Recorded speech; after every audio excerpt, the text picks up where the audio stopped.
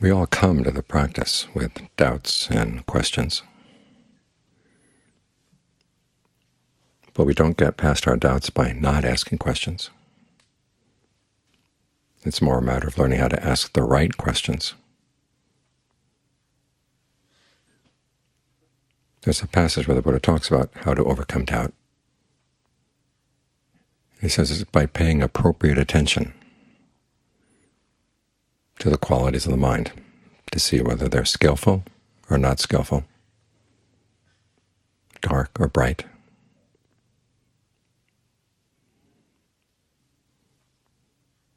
And it's the same way that you develop what's called the factor of awakening, that is, analysis of qualities.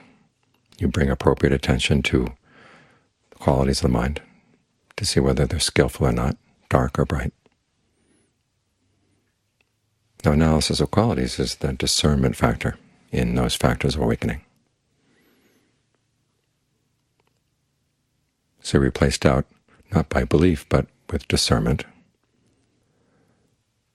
And in both cases, dealing with the doubt and developing the discernment, appropriate attention is how you do it.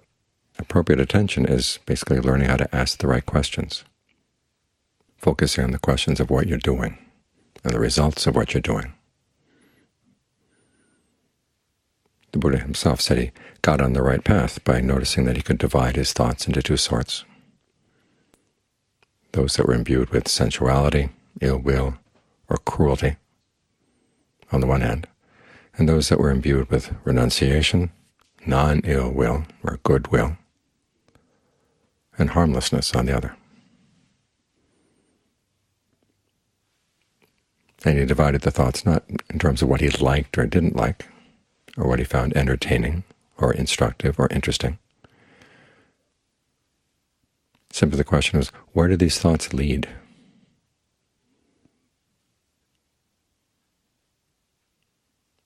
And the unskillful side led to all kinds of unskillful behavior. The skillful side led to more skillful behavior. He would try to keep his unskillful thoughts in check, the same way that a cowherd keeps the cows in check during the rainy season. In Asia, during the rainy season, when the rice is growing, you have to be very careful your cows don't go into the rice fields, or else there'll be trouble. So if you see them heading toward the rice, you've got to check them, beat them back. As for skillful thoughts, he saw no problem. The case would be like the cows during the dry season. The rice has been harvested. There's no danger of getting into any rice field, so you can let the cows wander where they like. But even then, you could think skillful thoughts for 24 hours. It tires the mind. When the mind is tired, it's more likely to go back to the unskillful thoughts. This is when he said he should realize he should bring his mind to concentration to get it still. But even getting the mind into concentration requires that you do some questioning. You apply appropriate attention. When the Buddha discusses the factors for awakening, he says that they're fulfilled by following the 16 steps of breath meditation. And in the 16 steps, the questions of discernment have to do with, 1, what is your state of your mind right now? Is it in balance or out of balance? If you find that it's out of balance, what do you do to bring it back in? For instance, if you're feeling depressed, irritated, down, what can you do to gladden the mind? If the mind is scattered, what can you do to make it more solid?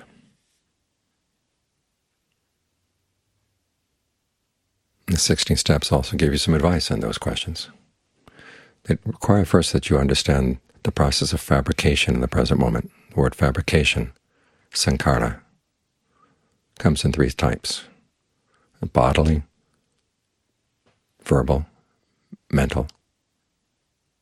Bodily is the breath. Verbal is the way you talk to yourself before you break into speech. Technically, this is directed thought and evaluation. The mental is perceptions and feelings, perceptions of the labels you apply to things. Feelings are feelings of pleasure, pain, neither pleasure nor pain. So if you want to gladden the mind or steady the mind,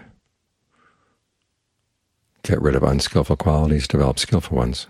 You have to work first with your feelings and perceptions. What images do you hold in mind? Like when you're dealing with the breath, what kind of image do you have of the breath? It's good to think of the breath as the energy flowing throughout the body, down through the nerves, down through the blood vessels, out to the tips of the fingers, out to the tips of the toes, all around. Because that conception or that perception of the breath allows feelings of ease to spread through the body. Makes the body a more pleasant place to stay. When the body is pleasant, the mind gets into a better mood.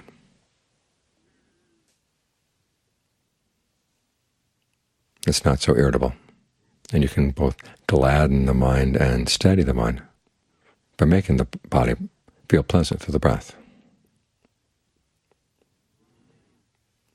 So you've been working with all three types of fabrication there. First you have the perception, and then you work with bodily fabrication, the way you breathe, based on that perception, and then you give rise to a feeling of pleasure. You allow that feeling to spread. In the meantime, you're talking to yourself about this. You're noticing what works, what doesn't work. And that's how you develop your discernment, and that's how you overcome doubt.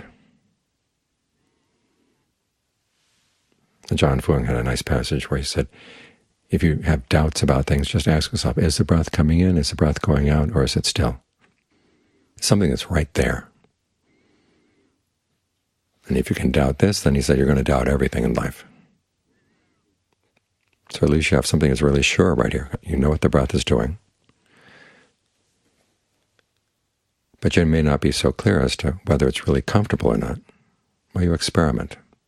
Try different ways of breathing. Try different ways of conceiving the breath.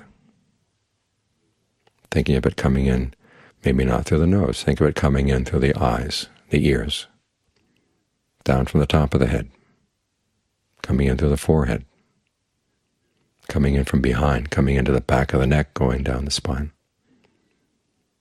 When you think of the breath in those ways, what does it do to the sensation of breathing?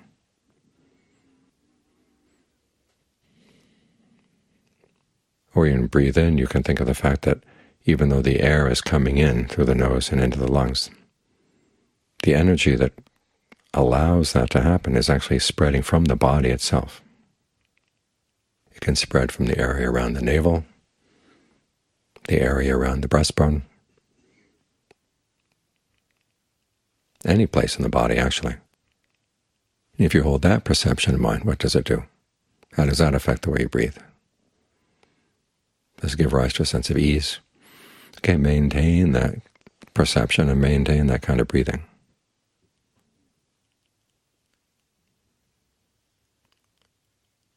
And you find that it has a calming effect on the mind, gladdening it if it's been feeling irritated,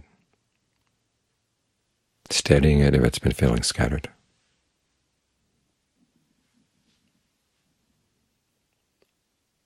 And you're beginning to understand the process by which you create your experience of the present moment through these processes of fabrication.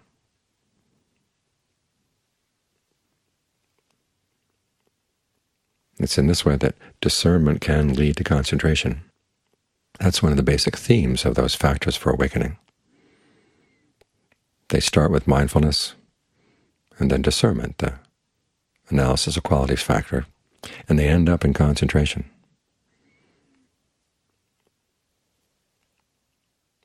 So they basically show how, starting with mindfulness, you use your discernment to get the mind to settle down.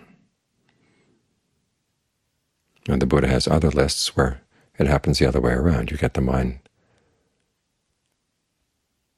focused to be mindful, and then you develop concentration, and then the discernment comes.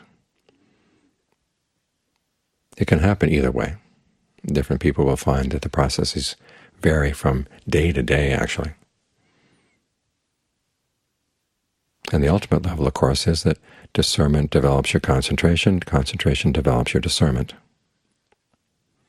So even though these factors in the different lists come in a row, the later factors turn around and help the ones earlier on in the list. And this way they all work together. They get the mind in the proper state, because that was that original question: what is the state of your mind? And you're doing this so you can get the mind in the proper state, where you have no doubts about what's going on in the mind. You can see it clearly. You begin to see it so clearly that you can understand how the mind creates unnecessary suffering for itself. Because that's the question of the Four Noble Truths. Why is there suffering? It's craving. Where is the craving? The craving is in the mind.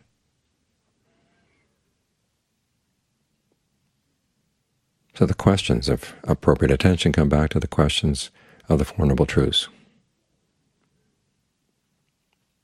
The realization that we're suffering not because of things outside, but because of things that the mind is doing.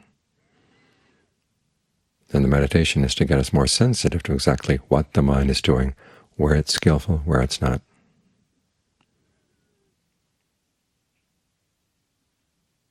So we can stop creating that suffering.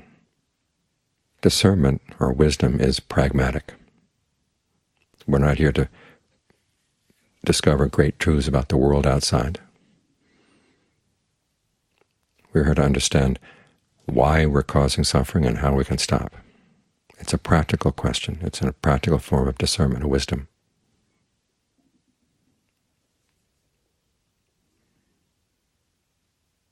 I was reading recently a footnote on the Factors for Awakening in a book, and the author was saying that the factor of analysis of qualities is the wisdom faculty.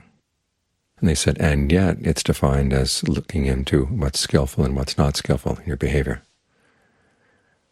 I was surprised at the word "yet" there. That somehow understanding what's skillful and not was not a matter of wisdom. That's what the author seemed to be implying. But that's not the case at all. Discernment is a quality of understanding what's skillful and what's not, because our minds are primarily active. It's because our activity is based on ignorance that we create suffering. If we can learn how to base our activity on knowledge, discernment, we don't suffer.